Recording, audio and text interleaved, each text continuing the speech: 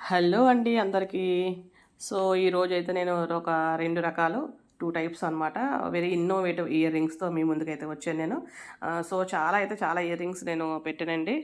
So, మీకెవరు కావాలనుకుంటే గనక ఆహ్, నా ప్లేలిస్ట్ ఇయర్ రింగ్స్‌లో ఉంది. చాలా ప్లేలిస్ట్ ఉన్నాయండి. చాలా రకాలు పెడుతుంటా నేను. ఇయర్ రింగ్స్‌కైతే ఇయర్ రింగ్స్ ప్లేలిస్ట్ ఉంది. సో, ఫస్ట్ చూసారు కదా! కుందనం అంటించేసి దాని చుట్టూ గోల్డ్ లేదా సిల్వర్ చైన్ అంటించి చుట్టూ మళ్ళీ డ్రాప్ షేప్ అంటించిన తర్వాత ఆరిపోవాలనమాట. బాగా ఆరిపోయిన తర్వాత చుట్టూ ఉన్న కవర్‌ని కట్ చేసేయాలనమాట.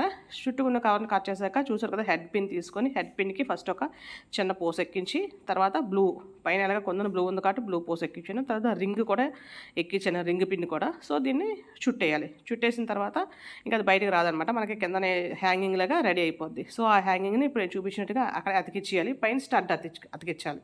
అంతే అండి. చాలా ఈజీగా చాలా అంటే చాలా బాగున్నాయి అసలు ఇయర్ రింగ్స్. చాలామంది అడిగారు కూడా నన్ని. అంటే చెయ్యమని.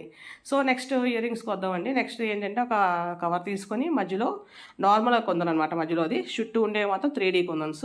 సో, చూసారు కదా! నేను చూపించినట్టుగా అదే షేప్‌లో అంటించి ఇంక మధ్యలో గ్యాప్స్ ఉన్నాయి కదా! ఆ గ్యాప్స్ కూడా ఫిల్ చేయాలనే దీంతో అలా ఉంచేయవచ్చు. లేదు నేను అంటే ఉంచేసినవి కూడా మోడల్ ఆల్రెడీ ఇంతకుముందు పెట్టాను వేరే కలర్‌ది.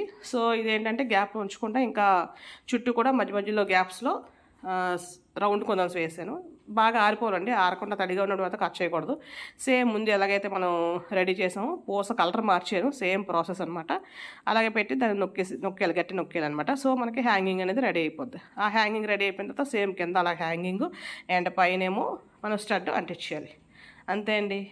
మనకి అందమైన ఇయర్ రింగ్స్ అయితే తయారైపోతాయి. ఇది చాలా అంటే చాలా ఎక్స్ట్రార్డినరీగా ఉంది ఇది. చక్కగా మంచి కాంబినేషన్ కూడా దేనికైనా సరే సెట్ అనమాట. చూసారు కదా! ఓకే అండి. నా వీడియో గనుక నచ్చితే సబ్స్క్రైబ్ చేసుకోండి. థ్యాంక్ యూ అండి.